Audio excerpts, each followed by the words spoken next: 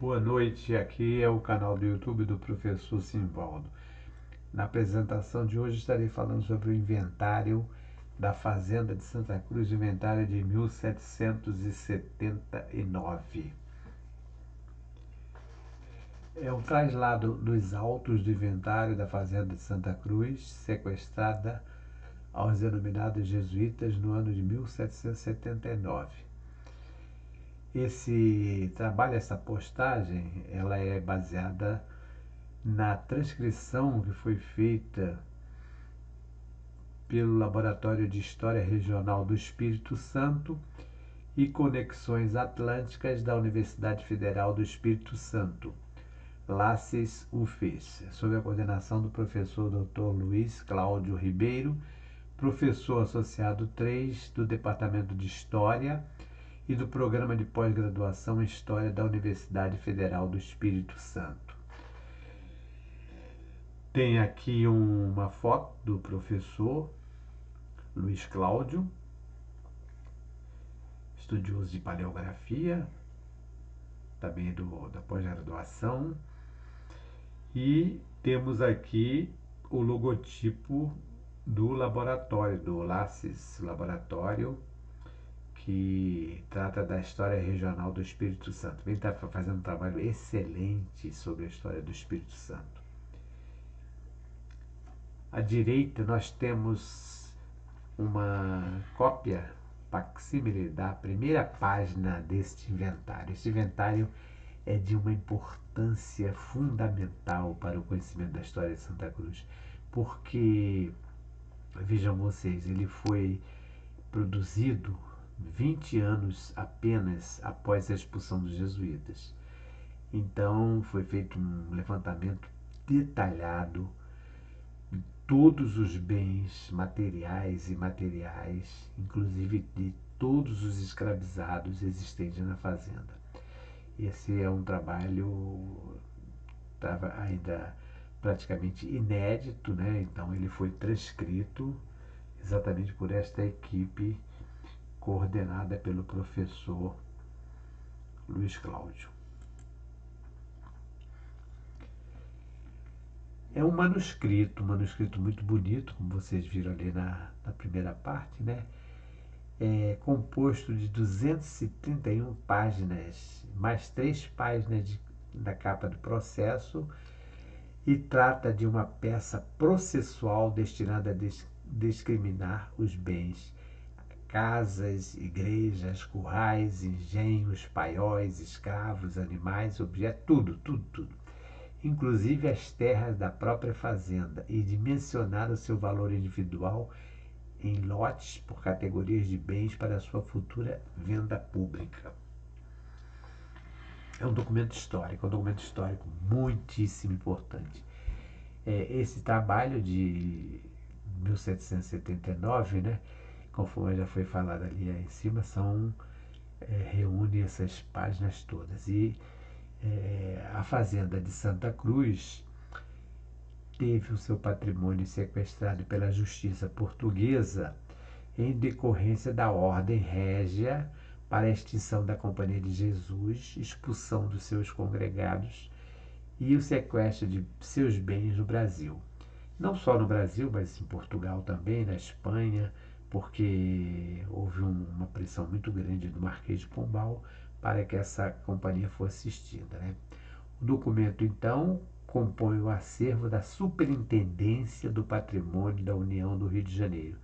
Era um documento que estava praticamente lá sem utilização, né, porque é um documento histórico, e essa serve como documento piloto para demonstração pública da relevância da documentação do seu acervo histórico, organizado agora atualmente pelo projeto Acervo Documental do SPU, que é exatamente o Serviço de Patrimônio da União, a Secretaria, né, uma Secretaria de Patrimônio da União, coordenada pelo professor Dr. Sérgio Teixeira Honorato, da Universidade Federal Fluminense do Rio de Janeiro.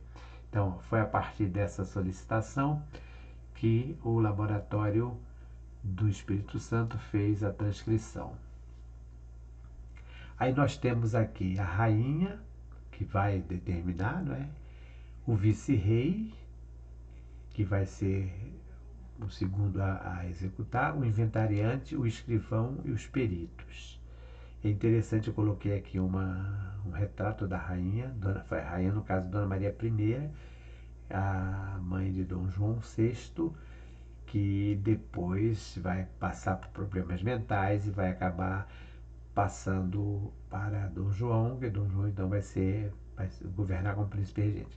E aqui tem um retrato de Dom Luís de Vasconcelos e Souza, e aqui embaixo uma ilustração mostrando mais ou menos como é que seriam esses inventariantes, né?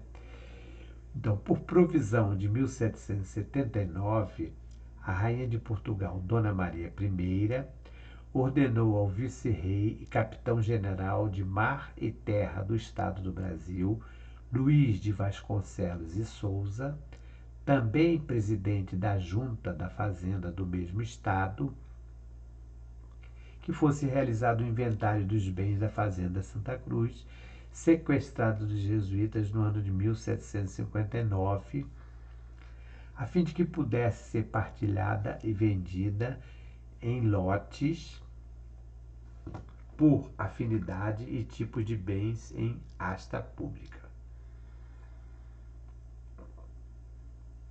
Quer dizer, esta era a pretensão naquela época, dividir a fazenda e seria então vendida em lotes.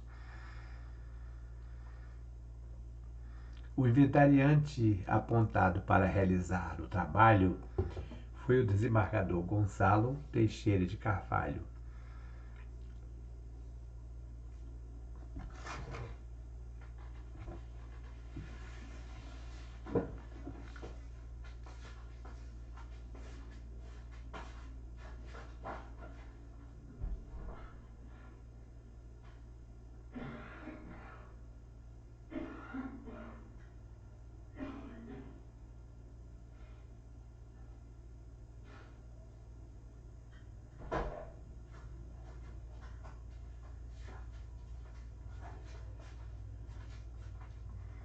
Me perdoem, mas precisei sair um pouquinho porque a tosse chata veio.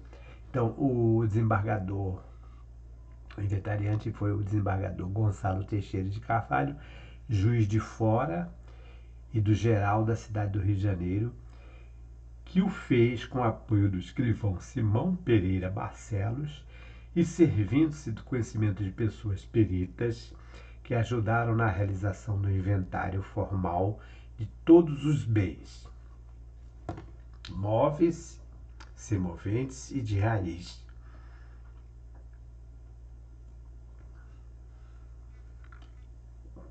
que presentemente existem na fazenda, como também das avaliações do estado em que se acham. Vejam vocês aqui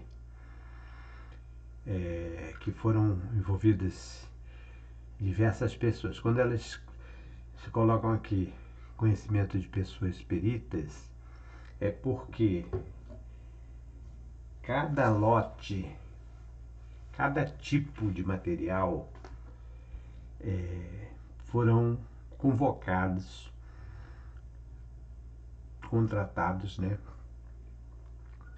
especialistas para fazer a avaliação daquele tipo de patrimônio, e não só uma avaliação, mas também que fosse feita uma precificação, né? Então, avaliação e também estabelecendo as condições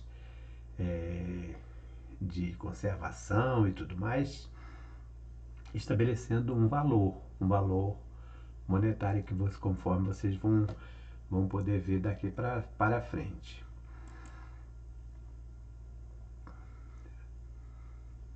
Aqui à direita tem o logotipo do laboratório de História Regional da Universidade Federal do Espírito Santo e Conexões Atlânticas.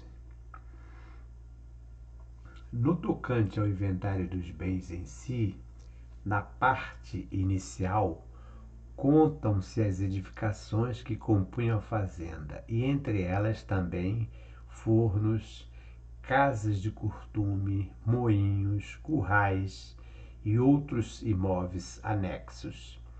Inclusive, vocês vão ver que até a própria ponte dos jesuítas, ela vai ser avaliada e vai ser também precificada. A descrição e avaliação volta-se depois para a descrição da qualidade, isto é, do tom da pele, conjugado a traços físicos que denotam se a pessoa parda, cabra, mulatinho, filiação, estado civil, exceto os homens adultos. A profissão, quando trata-se de escravo especializado, oleiro, carpinteiro, vaqueiro, pedreiro, etc. Vejam vocês a importância deste inventário, porque a partir do momento que o inventariante, isso inventariante em 1779, vai definir que aquele escravizado tem a especialização como oleiro, nós vamos saber que ele trabalhava na olaria. Então nós temos aqui um plantel, uma quantidade de escravos, todos eles especializados. É uma coisa fantástica, né? Além da idade, condição de saúde e, por fim, o valor de venda de cada uma pessoa daquele plantel de escravos. Então, conforme vamos apresentando, eu não vou apresentar todos esses escravizados porque foram 580 indivíduos, mas cada um deles tem o preço específico. É claro que esse valor, no caso aqui nós estamos falando de um ser humano, do escravizado, mas tem um valor, porque era um bem material. Esse valor, entre aspas, né, que vai ser atribuído a cada um, vai também de acordo com as características físicas, a idade, se tem alguma especialização, se tem alguma doença, tudo isso, né? Então, Inácio Teixeira, um exemplo, né? Aqui, a título de exemplo, que os inventariantes, que esses estudiosos do laboratório colocaram. Inácio Teixeira, cabra de 25 anos, ao que parece. Quer dizer, eles não têm a certidão de nascimento, então eles estabeleceram uma idade baseada mais ou menos nas características. Com o princípio de carpinteiro. Veja que eles mantiveram a caligrafia da época, né? Carpinteiro com Y, quer dizer, tinha conhecimento de carpintaria. 140 mil réis, quer dizer, o valor dele. Aí vem Domingas Correia, mulher, quer dizer, no caso da esposa, né? Mulher do dito, quer dizer, mulher do Inácio, de idade de 24 anos, ao que parece, quer dizer, eles também definiram, avaliaram, né, uma possibilidade dessa idade. 64 mil réis, vejam, 60 com C, quer dizer, o Inácio tinha o valor de 140 mil réis e a mulher dele 64 mil réis. Aí vem o João, filho dos dois ditos, quer dizer, filho da Domingas e do Inácio, 4 anos de idade, ao que parece, 30 mil réis. Então, vejam vocês que eles não tinham a idade precisa, então, ao que parece, 30 mil réis. E Antônio, filho dos ditos, de idade de 10 meses, 10 mil réis. Então, isso é tudo de acordo com o que estava no inventário na página 27, no verso. Assim, o expressivo número de trabalhadores escravizados já denota um plantel muito superior à média encontrada nas fazendas da região, especialmente para o século XVIII, quando o valor da terra e dos bens imóveis construídos era ainda irrisório, ficando a mais expressiva parte do valor de uma propriedade agrícola no período representada pelo número de escravos em idade produtiva nela existente.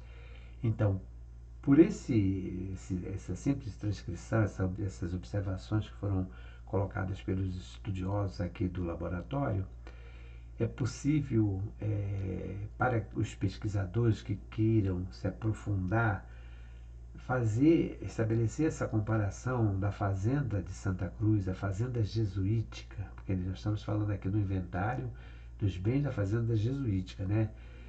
Como era superior a outras fazendas brasileiras, a muitas e muitas fazendas brasileiras. E aí eles chegam também a essa conclusão, a fazenda dos jesuítas produtora de cativos. Essa questão da produção de cativos, ela também já é estudada por outros historiadores que vão perceber isso nas suas narrativas, né? Mesmo tendo em conta que o inventário dos bens foi realizado com cerca de 20 anos de distanciamento temporal da expulsão dos padres jesuítas no Brasil, quer dizer, o inventário é de 1779, os jesuítas foram expulsos em 1759, e sem considerar a forma de administração que foi dada àquela fazenda nesse interregno, é possível afirmar que tal organização social no âmbito de uma fazenda escravista de produção múltipla de alimentos, vem configurar um quadro de reprodução endógena do plantel da mão de obra escravizada da própria fazenda, supondo-se tratarem-se de escravos negros, ou seja, de matriz étnico-racial africana.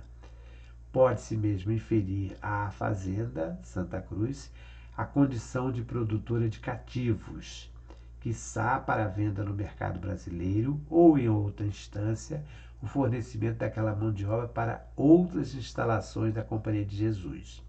Então, alguns historiadores já colocaram isso, escreveram sobre isso, que havia um interesse dos padres jesuítas na fazenda de Santa Cruz de promover o casamento dos negros com índias, para que fosse criado um novo tipo de escravizado, né? Então isso aí já é um estudo que já tem anteriores.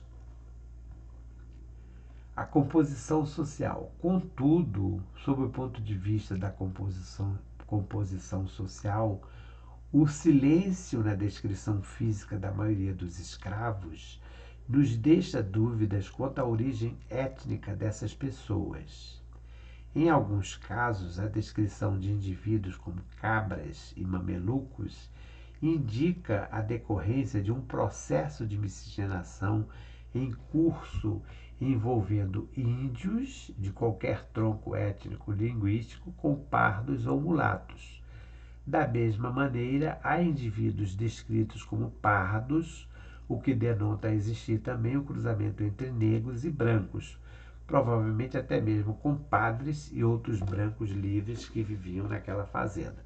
Então, essa questão do silêncio, né, que ele se refere aqui, nessa descrição, é porque o inventariante ele não chegou vamos dizer, a perfeição, a precisão de dizer se o escravo era de Angola, se era um Mina, como outros fizeram em outras descrições de outras fazendas. Então, o silêncio do inventariante sobre a descrição física dos escravizados. Porém, extremamente significativo é o silêncio do inventariante sobre a descrição física da maior parte dos indivíduos. Em inventários análogos dos séculos XVIII e XIX, os escravos negros africanos aparecem como Mina, Angola, Congo, em referência ao porto de origem africano de onde vieram. Haviam também aqueles referidos como pardo e mulato, como dissemos acima, nomenclatura que em geral remete à qualidade daquele indivíduo, isto é, alguma competência especial que possuía ou lugar próximo do senhor, que ocupe fazendo com que seja descrito como negro ou cativo apenas. Tomando em conta essas considerações, o inventário que transcrevemos parece indicar que, dentre tais indivíduos anotados como escravos, havia também indígenas puros, que em geral aparecem como cativos. Em alguns documentos similares, por terem sido aprisionados em guerra justa e reduzidos ao aldeamento jesuítas. E a julgar pela omissão da fonte, a maior parte do plantel de escravos era de pessoas negras, ao menos na aparência percebida pelo inventariante. Valendo lembrar também que nós temos que fazer parte da fazenda jesuítica a aldeia de Itinga, lá de Itaguaí, que foi uma aldeia habitada por índios que não eram índios locais, não eram índios autóctones, eram índios alóctones, foram trazidos de fora da Lagoa de Patos. Aí até há uma polêmica sobre isso, da onde eles teriam vindo, se eles teriam do Espírito Santo, da Lagoa de Patos, mas de qualquer forma, os jesuítas, que eram também, a fazenda jesuítica também abrangia Itaguaí, na época da aldeia de Itinga, então esses indígenas também eram escravizados.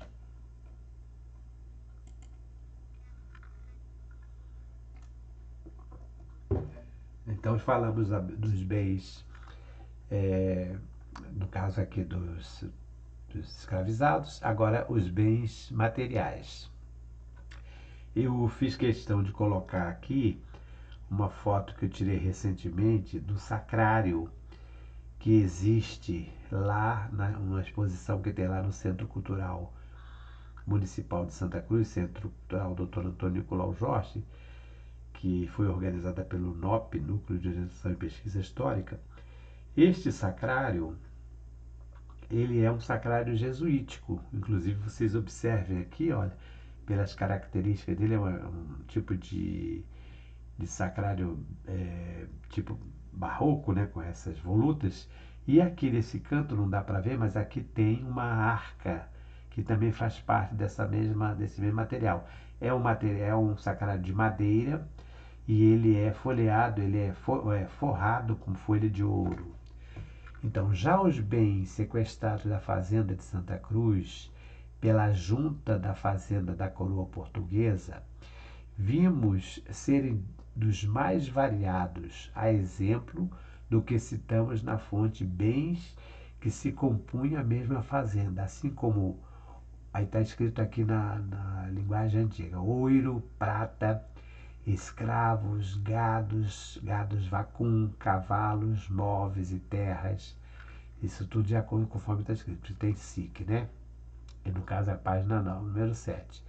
Com o inventário foi produzido a partir de uma observação in loco dos bens e do plantel de escravos nos seus núcleos familiares. Acreditamos que o registro seja o mais fidedigno possível do estado físico dos bens descritos, fossem humanos ou inumanos. Isso é muito interessante, porque eles foram, os inventariantes, percorrendo as senzalas, anotando um por um cada escravo, colocando a idade de cada um, as características em relação ao sexo, se tem alguma doença, enfim, tudo isso. Então, isso aqui foi feito no local. Observamos também uma variedade de bens relativos a uma coleção completa de objetos litúrgicos da fazenda de Santa Cruz, descrita com precisão notável, com especial atenção aos tecidos. É uma coisa fantástica. Eu, como sou apaixonado por isso, eu fico lendo assim, eu falei, meu Deus do céu, como é que eles fizeram um trabalho tão detalhado? E aí, no caso tanto do inventário da época, como desses estudiosos de paleografia, né? É clara a evidência de que havia uma centralidade dos bens eclesiásticos na fazenda, sendo os primeiros a serem elencados como parte da riqueza sequestrada à ordem dos jesuítas. Obviamente, porque se eram padres, então eles vão dar prioridade a essa parte referente aos bens litúrgicos. As peças variam toalhas para a mesa, panos de linho, bolsas, às vezes guarnecidas com rendas de ouro, estolas, casulas sacerdotais, capas de asperge, como mostra o excerto da fonte. Aí tem aqui uma transcrição, né? Uma casula de cetim, carmesim e veludo da mesma cor, com estola e manípulo forrado de holanda amarela. Veja que a descrição é detalhada. Aí vem falando da franja recortada de retrós, cor de ouro, R$ 960. Quer dizer, então essa é uma transcrição. E aqui já tem, inclusive, o valor dessa peça, que é uma peça litúrgica. Eu fiz questão de colocar aqui os retratos dos 3 paleógrafos, só não consegui encontrar do assistente, o Tiago, que é graduando em História da UFS, era na época 2016, já deve ter se formado, provavelmente, né? 2016, não, 2018.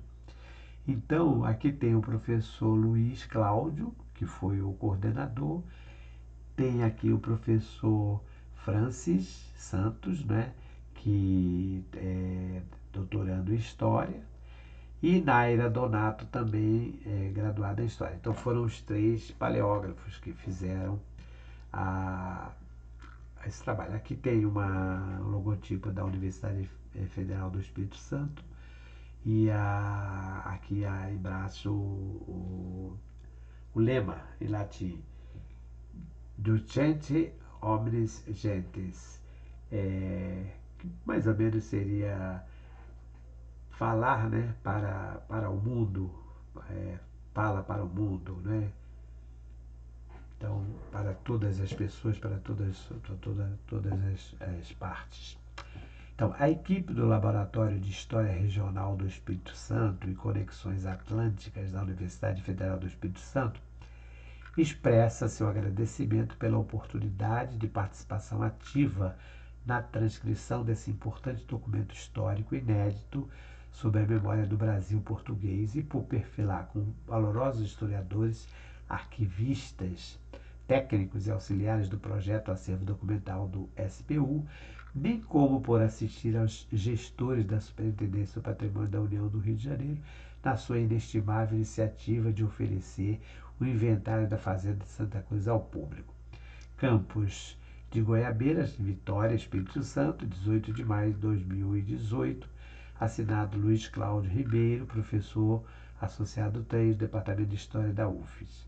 Então, realmente tem que aplaudir de pé o trabalho que esses estudiosos de paleografia fizeram, que é um trabalho fantástico mesmo. Vale a pena. Quem gosta de história vale conhecer esse documento. Esse documento que vale a pena conhecer, que inclusive está disponível na internet, né? Então é só entrar no site, no portal do SPU, que vai encontrar todo esse documento lá. Isso aqui já está disponibilizado, quer dizer, o acesso democrático, né? Então aqui tem uma cópia do traslado, né? É o inventário, ele teve início em 29 de julho de 1779 e só foi encerrado em 30 de setembro. E a transcrição também demorou cerca de 3 meses, talvez mais, porque só 3 meses, pelo que eu li na introdução aqui, os paleógrafos, os estudiosos, os professores, né, tiveram tempo, porque cada um recebeu o arquivo, né, um arquivo em PDF para poder estudar.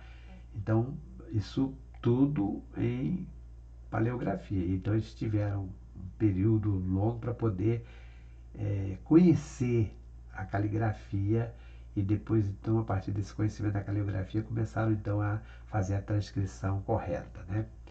Então, todos os bens existentes em Santa Cruz foram detalhadamente relacionados, descritos, quantificados, qualificados e devidamente precificados após avaliação de peritos especialmente contratados para isso. Então, repita essa questão aqui. quando se trata, por exemplo, de louças. Então, eles convidaram pessoas conhecedoras daquele material para avaliar e dizer quanto é que custava. Quando se tratava de, vamos dizer, redes e canoas, material de pesca, chamaram pescadores, conhecedores, enfim, cada grupo, cada tipo de material foram convocados especialistas. E dentro dessa transcrição tem cada levantamento, cada inventário, porque isso não foi feito de um dia só. Vocês vejam aqui, começou em 29 de julho, foi encerrado em setembro. Então, quando eles faziam, digamos, a reunião para poder avaliar aquele tipo de material, aqueles peritos, eles tinham que fazer o juramento perante os evangelhos, porque eles tinham que fazer uma apresentação fidedigna, não podia inventar coisa. Então, aqui tem a transcrição, para vocês terem uma ideia. Aqui, ó, traslado dos autos de inventário formalmente feito, com avaliação do estado em que se acham todos os bens móveis, submoventes e de raiz, que de presente existe na fazenda de Santa Cruz, sequestrada aos denominados jesuítas. Isso é a transcrição da época, né? 1779. E aqui, ano do nascimento de Nosso Senhor Jesus Cristo. Vejam que a caligrafia eles mantiveram Jesus com V, Cristo com CH, de 1779, aos 29 dias do mês de julho do dito ano, nesta Real Fazenda de Santa Cruz, porque eles estiveram aqui para fazer isso, né? Que foi dos denominados jesuítas, onde foi vindo o doutor Gonçalo Teixeira de Carvalho, juiz de fora do geral da cidade do Rio de Janeiro, comigo, que aí no caso é o escrivão, né? Escrivão do seu cargo, ao diante nominado, aí pelo dito ministro, me foi mandado copiar-se a ordem régia que me apresentava, para, em virtude dela, se proceder o inventário dos bens pertencentes à mesma fazenda, e eu copiei para efeito requerido e ajuntei a estes autos, e é que segue do que fiz termo de autuação, e eu, Simão Pereira, escrivão. Então, esse termo ele vai aparecer sempre que tem um juramento. E aqui tem a cópia da ordem que foi expedida ao Tribunal da Junta exatamente por Dona Maria I. Dona Maria, como era de praxe na documentação daquela época, tinha que fazer a descrição. Dona Maria, por graça de Deus, rainha de Portugal e dos Algarves, da Quem e da Leimar, África, senhora da Guiné e da conquista, navegação, comércio da Etiópia, Arábia, Pérsia, com isso aqui tudo era o domínio português, né? Pérsia, da Índia, etc.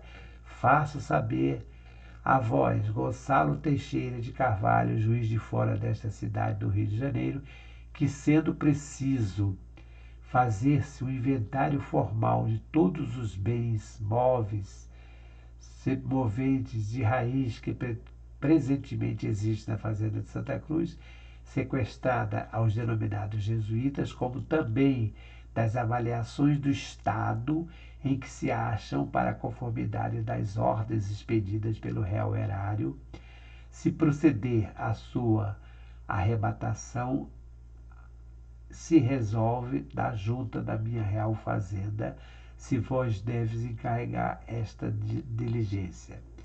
Pelo que vos ordeno que passeis com a maior brevidade que for possível a dita fazenda de Santa Cruz, levando em vossa companhia aquela dos escrivães de vosso cargo, que vos parecer mais hábil, e mandeis auxiliar judicialmente por pessoas peritas de todas as... Aí vem... Tá. Então aí está aqueles ilegíveis, porque algumas partes do inventário aparece como ilegível porque isso foi escrito com a tinta, com tipo de tinta à base de ferro, ferruginosa. Então o que acontece? Ela oxida em algumas partes, então não dava para ler direito. Mas esse documento da rainha é que formaliza exatamente para que fosse realizado o inventário. E todos os especialistas, eles tiveram que fazer o juramento. Então aqui tem, olha, isso eu peguei um pedacinho de cada um, porque são vários, né? Autos do inventário e juramento a Domingos Furtado de Mendonça, administrador da Real Fazenda de Santa Cruz. Então tem o juramento, o auto dele, e aí ele vai assinar perante os evangelhos. Então, porque ele, o, o Domingos Furtado de Mendonça, administrador da Fazenda, que vai receber formalmente, né, os bens. Então ele vai jurar também. Aí tem juramentos dos avaliadores dos vidros e louças. Aí vem juramentos dos avaliadores do ofício do pintor e dourador. Juramentos dos avaliadores dos escravos. E aí tem uma série de outros avaliadores, que foram vários tipos de materiais. Por exemplo, quem vai fazer a avaliação das canoas, das redes, vão fazer um juramento também, né? E por esta maneira houveram os ditos avaliadores, estes bens, por vistos e avaliados, assinaram com o dito ministro e eu, Simão Pereira Barreto, escrivão, escrevi, Dr. Carvalho Manuel Marques, França, Caetano Rodrigues Monteiro. Termo de avaliação do ofício de latoeiro. Então aqui, veja aqui, eu já falei do pintor dourador, louça e aqui o latoeiro. Aí esse termo que eu vou ler, ele serve para todos os demais, só mudando a especialização. Então, aos 3 dias do mês de agosto, aí veja que nós começamos em julho, final de julho, aqui já em agosto, né? Aos 3 dias do mês de agosto de 1779 anos, nesta fazenda de Santa Cruz, que foi dos denominados jesuítas, donde se achava o doutor Juiz de Fora Gonçalo Teixeira de Carvalho, comigo, escrivão no seu cargo, ao diante nomeado, e sendo aí mandou o dito ministro vir à sua presença José Duarte e Mateus Mendes de Carvalho. Então, esses dois, aí depois prossegue aqui, não peguei todo, vão fazer o juramento referente ao ofício de latoeiro. E esse termo que eu acabei de ler, ele vai servir para todos os demais especialistas, tá certo? Então aqui nós temos a assentada, depois temos aqui os trastes da casa, 4 bancos, aí uma lista, começa a lista de objetos, de materiais, de móveis, né? Então 4 bancos e vai relacionando aqui todo esse material. No dia 2 de agosto de 1779, foram vistos e avaliados os bens da igreja, casa da vivenda, senzalas e demais propriedades da fazenda. Quer dizer, eu coloquei a mesma terminologia, a mesma denominação que aparece no inventário, ou seja, casa da vivenda. Então eu peguei esse desenho, que é também da mesma época, que aparece naquele manuscrito que eu já fiz referência. Então vocês observem aqui, tem a igreja, tem a casa da vivenda e aqui tem as senzalas. Aqui, ó, 251 senzalas cobertas de telhas e algumas de palha. Entre elas, algumas arruinadas. Então eles fizeram um levantamento. E aqui um conto, 323.000 réis. A igreja, pela sua medição estado de conservação, que essa igreja no caso aqui, ó, foi avaliada em 4.669.200 réis. Quer dizer, quando tem os 2 pontinhos aqui, dá 4 contos, que seriam milhões, né? 669 mil réis. Aí tem as casas, cada valor das casas, casa da vivenda, casa de enfermaria. Aqui, para vocês terem ideia, a estrebaria lhe deram um valor de 80 mil réis.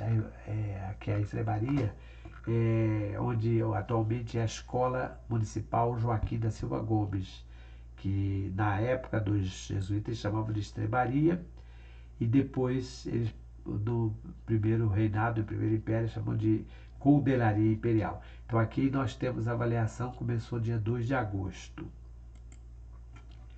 Até a fonte, eles também avaliaram. Uma fonte de água lhe deram o valor de 250 mil réis.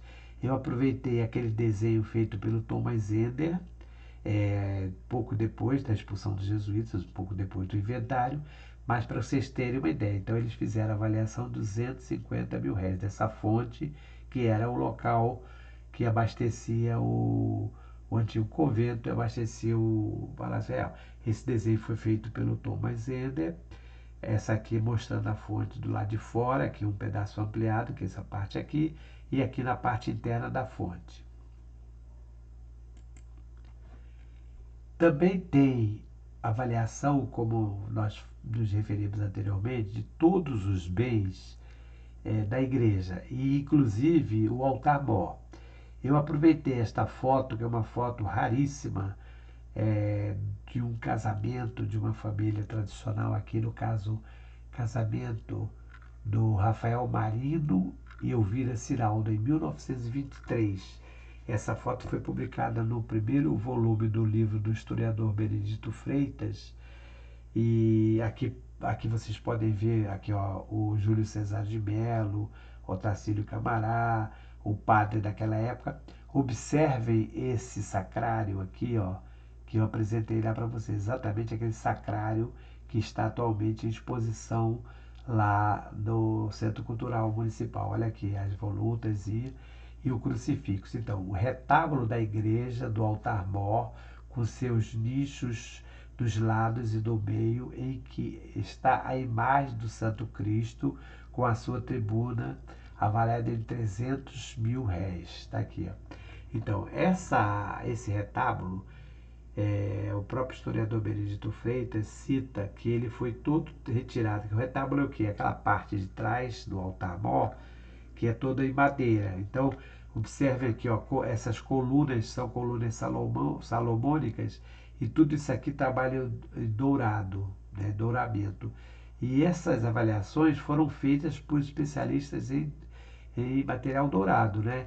Aqui tem as imagens, infelizmente a foto é muito antiga, né? Não dá para ver totalmente, mas as imagens aqui no caso de Santo Inácio, Santo Inácio está aqui, e mostrando todas as imagens. Aí tem aqui, ó, foto copiada da página 75 do primeiro volume do livro História de Santa Cruz, aquele livro que pega a parte dos jesuítas, né, de autoria do historiador Benedito Freitas, altar-mor da Igreja dos Jesuítas, tirada durante o casamento de Rafael Marino e Elvira Ciraldo em 1923, cedida por Marcos Solé e Natália Ciraldo Solé.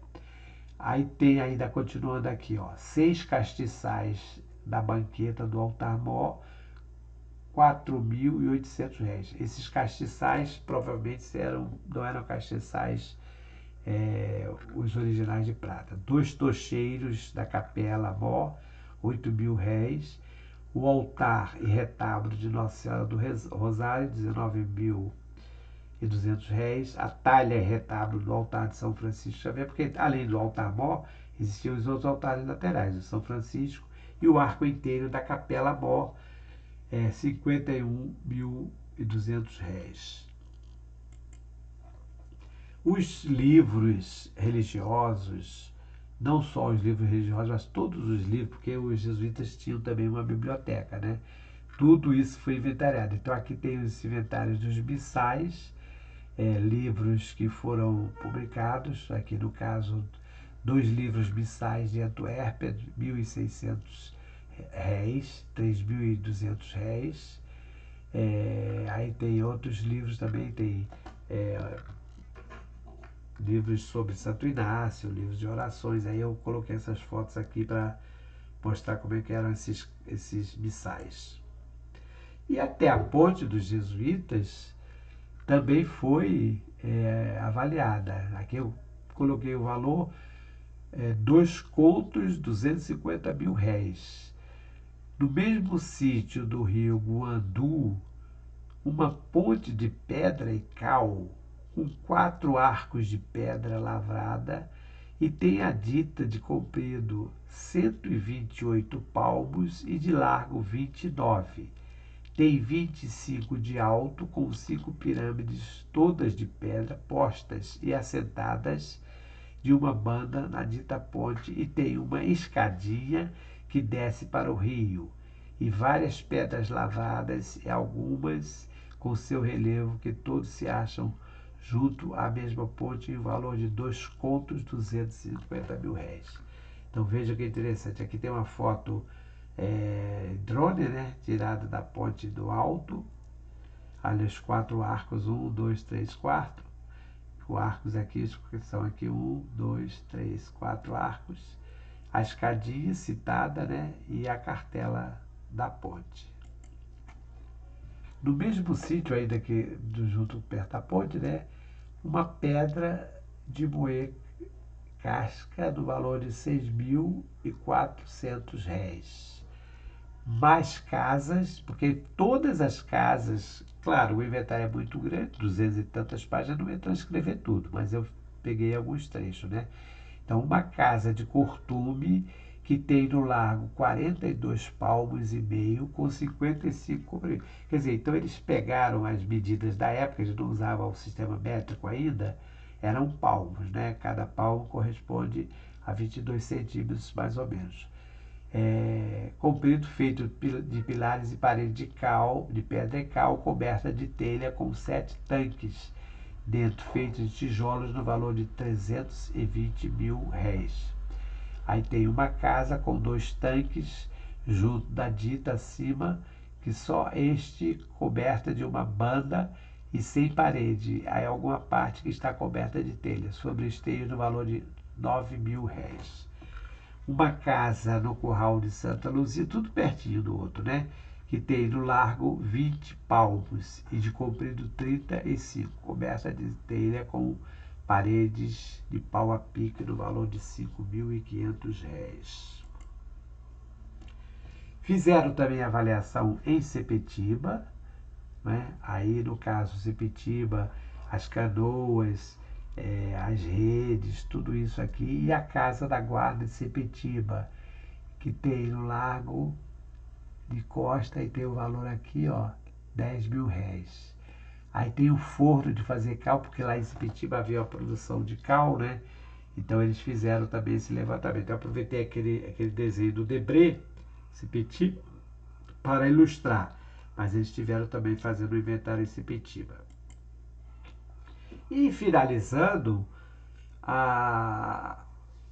no caso aqui, Itaguaí, né? Porque Itaguaí, como vocês sabem, fazia parte da Fazenda de Santa Cruz. Então, aqui no caso, a avaliação da igreja de Itaguaí, que foi feita a igreja de São Francisco Xavier de Itaguaí, pertencente à Fazenda de Santa Cruz, pela sua medição, um conto, 764.200 réis.